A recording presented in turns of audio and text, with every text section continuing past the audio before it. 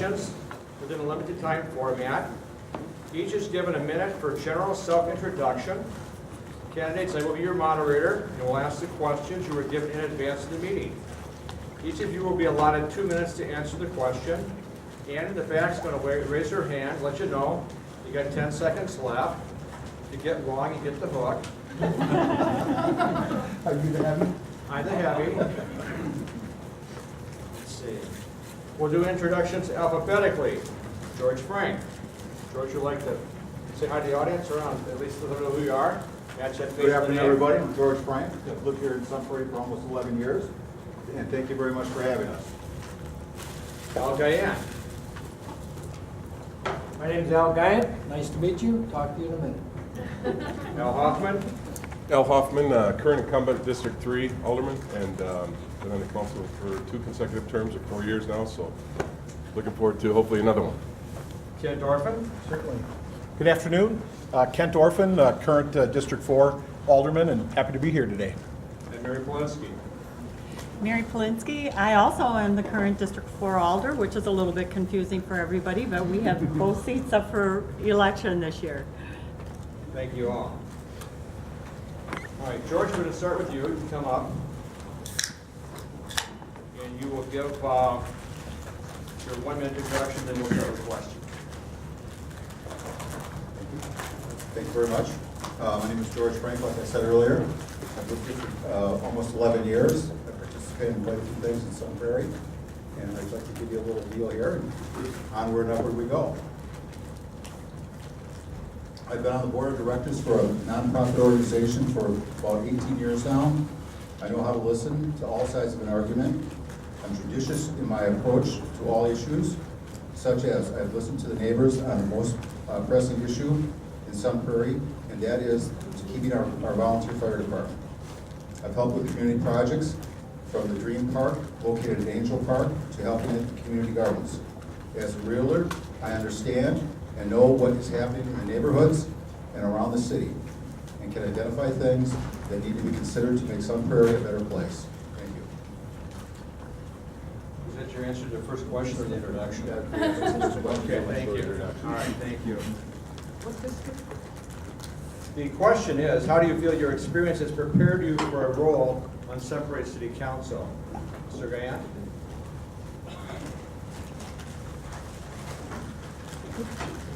Almost read his instead of mine, so That's all right. it's pretty good. It's pretty good. Okay, my name's Al Guyant. How has my experience prepared me for a role on City Council? Probably the most significant experience is when I was a newspaper reporter at the Milwaukee Journal, the Marshfield News Herald, the Janesville Gazette. I covered government at every level, from the tiniest towns to the big city, state, university, you name it. And I've seen how government can make good decisions, and I've seen how bad decisions are made. And I emphasize strongly that I believe in open government, transparent government, and not closing meetings. Even if you're allowed to do it, I would prefer to keep them open if at all possible. Problems generally start in closed meetings, so I'm adamant about that. I have worked in the public sector, I've worked in the private sector. I worked for the State of Wisconsin Public Service Commission quite a few years. I'm currently running my small training business, and I'm developing a product that I hope to get manufactured in this country, and I'm working with the Texas businessman as to where we can get it made. So I've done a lot. I'm a pretty straight shooter, and I'm a first guy. I think we need to take care of fundamentals first, and I'll get into that when we talk about infrastructure and such. Thank you. Mr. Hoffman.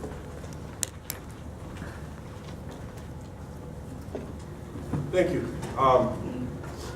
As I mentioned, I'm the incumbent of District 3, one of the 2 aldermen in District 3, and been on the council for 2 years now, 2 consecutive terms, which is a total of 4 years.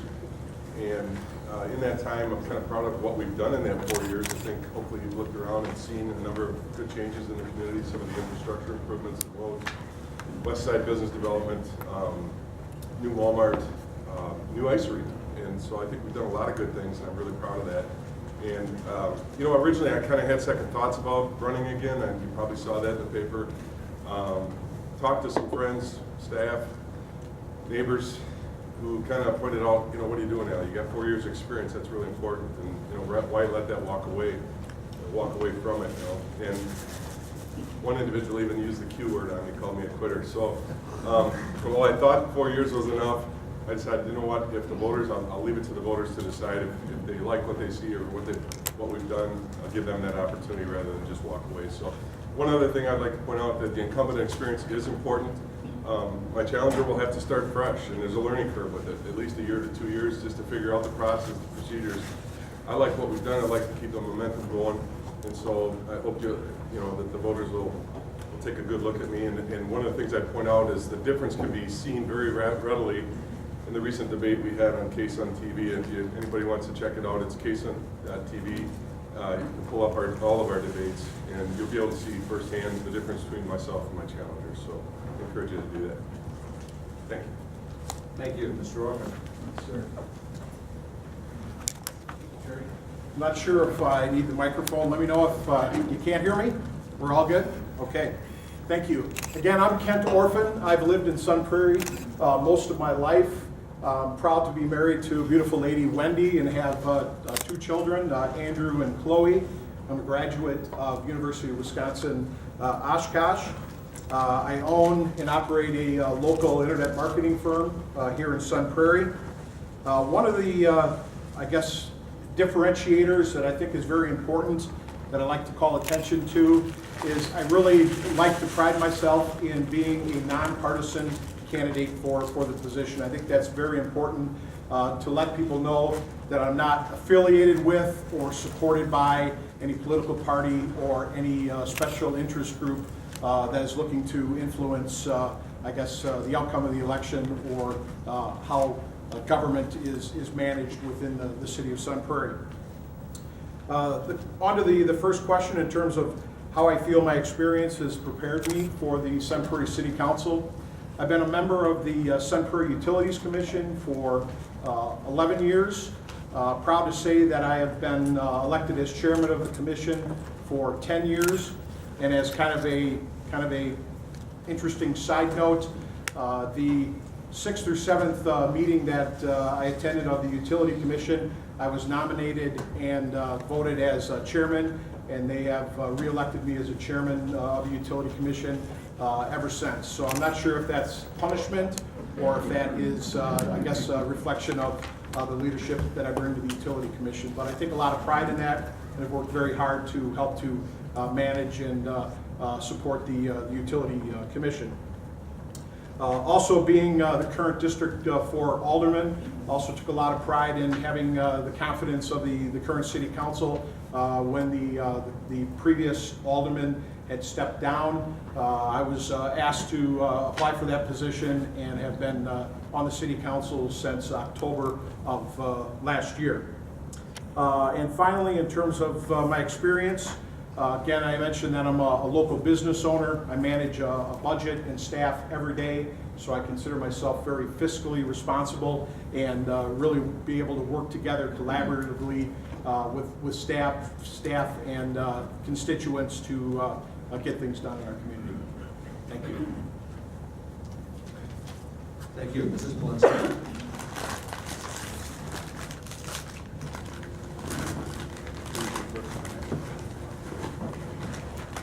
First of all, I would like to thank the Chamber for having this event. I think it's really important for the ability of us to connect with the business leaders in the community. I am the incumbent for District 4 as well, along as Mr. Orfan is, and I have a little bit different background. I was actually an employee of the City of Sun Prairie for 15 years. I was hired as EMS director. I worked with our department, our EMS department, for 15 years, moving it from an EMT basic department to a career paramedic department. I retired in 2008, and in 2010 I shocked my husband when I said, you know what, I think I'm going to run for City Council. So this has given me a unique perspective. I now have 4 years experience being on City Council, 15 years of learning how to work with City Council in order to accomplish my goals. I am also retired now, so I have plenty of time on my hands, and I do much volunteering in the community. And I think that is also very important. But during my time on City Council, I have been involved in many committees, commissions, boards. I have also chaired committees. In April of 2013, I was nominated by my peers as council president. So that gives me some very in-depth information and experience. During the past couple of years, I was involved in a lot of negotiations. To start out with, we negotiated with our police for their union contract, and then we negotiated with our EMS for another successful union contract. Following that, the Sun Prairie Hockey came to us and wanted to build their new facility. I was also a member of the team that worked with the Sun Prairie Youth Hockey, the Bank of Sun Prairie, Prairie Athletic, to bring forward to council an acceptable budget for building that facility.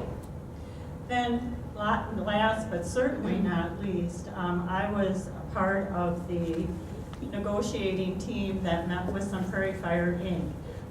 The mayor, Alder Gage, and myself spent several weeks working with our Sun Prairie Volunteer Fire Inc. leaders, the town of Bristol, the town of Sun Prairie and Bristol Township to bring forth a 2014 budget and a 2-year contract to continue fire service with our city of Sun Prairie, and to make sure that that fire service has improved with people staying at the station, resulting in a faster response.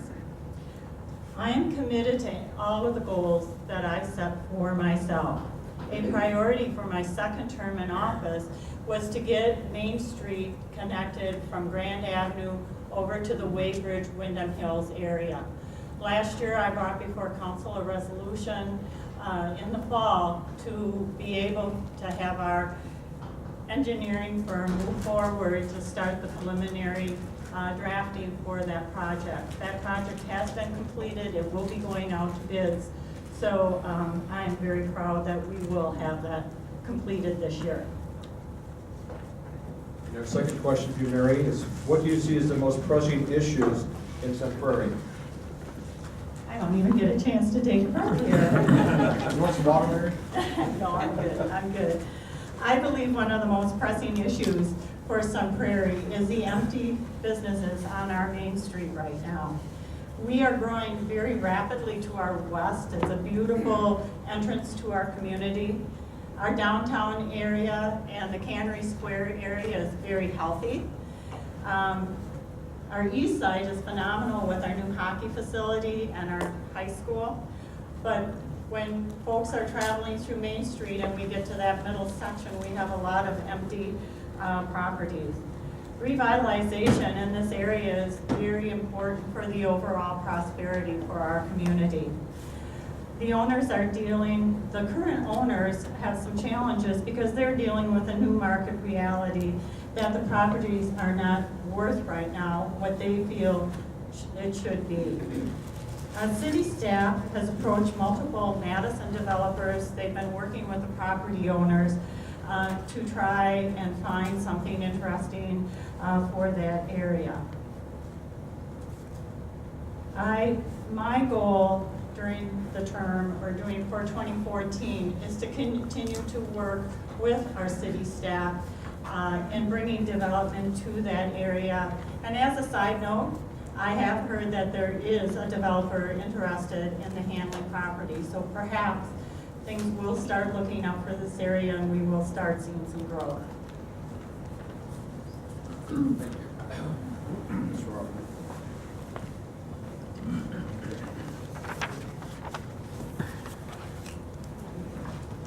Two issues that I'd like to talk briefly about that I believe are pressing in the city of Sun Prairie, to expand on Mary's comment related to the Main Street corridor, which I think we can all believe and understand is a critical part of our city that needs a comprehensive plan for redevelopment. Neil Steckschulte and the Economic Development Department have done a very good job at not only and the city council at creating a TIF district for that area.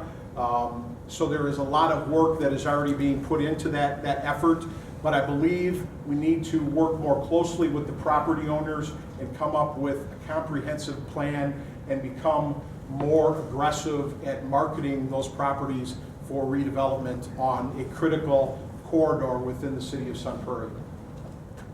The second item that I believe is pressing within the community is managing growth. I think we all understand and can appreciate that our city is continuing to grow at a fairly rapid pace, continue to be one of the fastest growing municipalities within the state of Wisconsin. And I believe as a city council, we and staff, we need to be mindful of that and to manage not only staff resources, but community resources and financial resources in order to manage that growth so that it not only is in the best interest of the vision and the future of Sun Prairie, but also so that, again, it is work that is manageable and it's being developed and managed properly and efficiently and effectively. Thank you. Mr. Hoffman. I think I'm going to follow his lead on that. The microphone's a little distracting. So, basically, the most pressing issues as I see them, and my opponent will tell you this right off the bat, one of them is fire issue. We're going to be down to a crunch time with regard to, we have to make a decision by the end of this year what direction we're going to go with our, are we going to renew the contract, because we have to give the new contract a 1-year notice, and it's a 2-year contract that started January 1. So people may not be aware of that, but it's going to be crunch time again real soon, 9 months. We got to get that figured out one way or another, one direction or the other, and we won't go into the details on that. But the other pressing issue is economic development, again, of our Main Street. We've done a great job with our west side. We put a great ice arena on the east side. We've got a state-of-the-art high school on the east side. And, you know, by doing that, we've kind of created what they call, referred to as the barbell effect. We've beefed up both ends of town, but our Main Street is detracting, if you will. We're struggling there. We've lost a lot of businesses, as Mary's pointed out. And so I think, and I believe everybody on the council is in agreement on that. We need to get our focus and energies back there. I think the west side is going to draw its own attention with some of the retailers we got coming in there, the Marcus Theaters. Cabela's is going to be a huge draw for anybody that wants to build around them. So I think that's going to take care of itself. We need to get back to Main Street and help do whatever we can to get that put together again. And there's some options there. It is kind of limited. You know, we can't buy properties like we could during the times of the Cannery Square days when we did that, because it's not those same times economically. And as Mary pointed out, I think, you know, property owners have to realize that property values are down, and they're going to have to struggle with that and bite that bullet if they want to bring people back. So that's the other thing. Another important issue is infrastructure improvements. We've still got storm sewer issues throughout the city that we're working on, and there is a plan for that. We'll talk more about that, I know, in question 3, I think it is, so I won't belabor that, but to me that's kind of refreshing. We can't have people getting flooded out, but we have made great progress too. We've done some great projects. And then the last thing is staff retention. I think that's really important. Right now we're kind of bleeding employees. I don't know if you've heard or read, but we're missing, we seem to be losing quite a few on a regular basis. I forget the exact numbers. I know we just looked at it last night actually, and I don't have it memorized, but it's a concern I have, and I think we need to get to the bottom of why people are leaving, what's going on, and sometimes it's legitimate reasons, sometimes we don't know what the reasons are. So we're working on that as well. We're going to move forward with that and try to get, our employees are great. We've got some great staff, and we need to hang on to them and treat them the way they deserve to be treated and make them feel like Sun Prairie is a great place to work like it is. So, thank you. Thank you, Mr. Guyant. Thank you. Yeah, I'm not going to use the mic. I can speak loud enough. I'm choking myself right now. So, anyway, as I said, I'm a first things first guy. What's the most pressing issue? And that is to keep first things first. And that is streets, water, safety. Those things need to be first and stay first, because if you pay attention to other things and make other things first, they fall apart. So, basics. At home, I take care of my mortgage, my insurance, my maintenance, I take care of that. Then I look at extras. So first things first, I agree that we need to get West Main Street going, and we're going to get into the infrastructure a little later, so I want to expand on that. In terms of the city government, I think that they should take away any non-economic development duty signed to Neil and staff that if your top sales rep is doing a good job for your company, you're not going to assign the maintenance staff to that person. So I would undo that decision and try to look at increasing the capacity of the Department of the Economic Development staff so that they can get out and market this wonderful town to more businesses as we compete with the rest of Dane County and the state to bring in some businesses. So I want to get into infrastructure and the fiber optics later.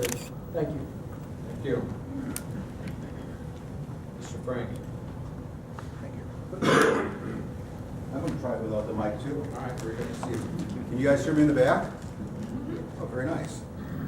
I can't be as in-depth as all these other fine people. I haven't served here before, so I've got very short answers to these questions. But I do have some good ideas, I think. Like Al said, I am opposite of him on the fire department issue. And I see keeping the volunteer fire department, when I've been out talking with people in the community, that's their number one issue. Everybody that I've spoke with so far says we got to keep the volunteer fire department. And that's what's, that's what's driving me, because this is what the people want to do. And they should have the ability to talk to their government and their alders and say, this is the direction we want to go. We should be going in this direction.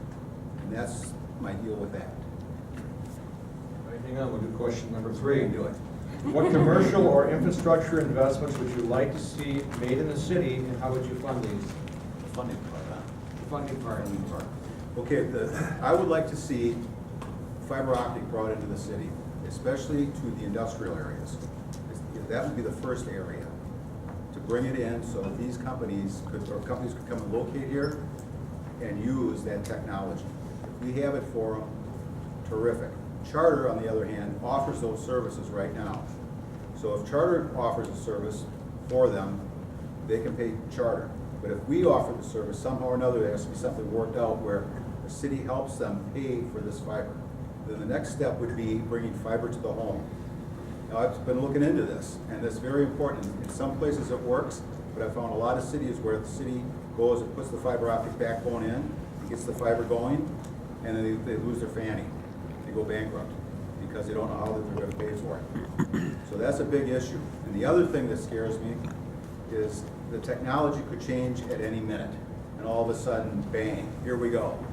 This fiber system is dead. Because I used to cable buildings years ago, and we did coax, and we did type 1, and we did this, and we did that. And then finally we got fiber optics to go from one section of a building to another. And then the big push was fiber to the desktop. Well, today, the desktop is portable. There is no fiber. So that technology has changed, and it could be changing for the home as well. But we'll see. I think that's a real important issue, and if we do decide to do it, there's going to be a lot of ways to pay for it. And I've got some ideas on that as well. But I want to check with others first. Thank you very much. Thank you. Mr. Grant?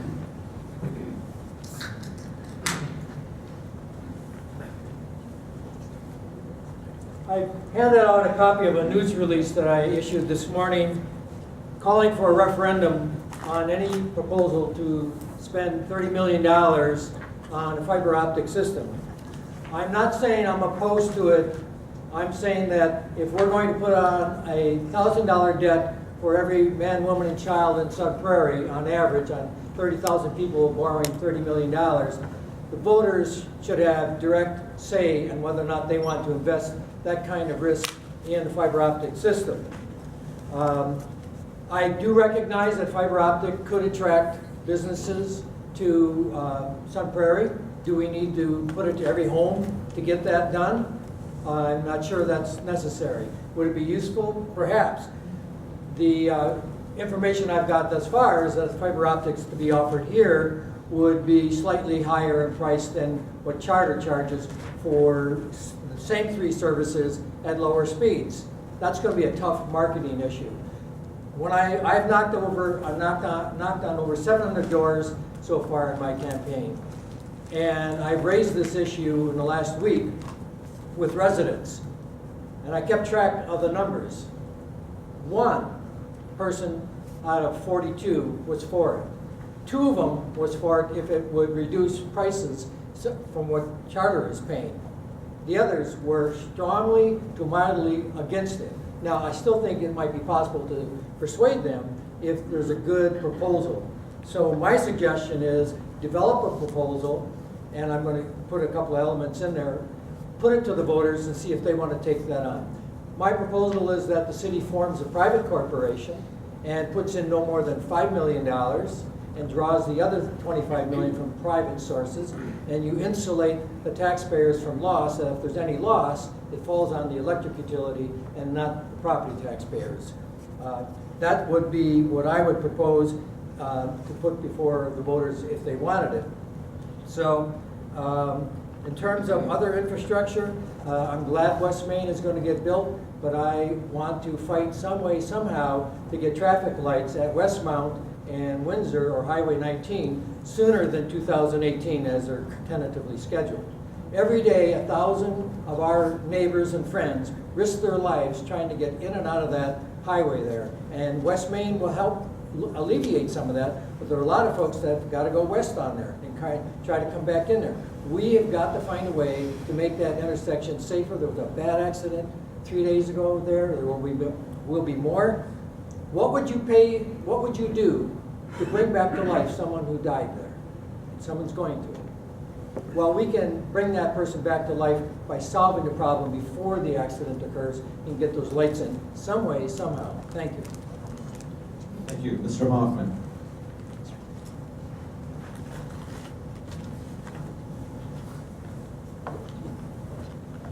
When I first looked at this question about infrastructure improvements, I was trying to think of, boy, what are our sore spots in the community? And all I could think of is all the good things that we have done so far, and I'd like to point those out real quickly.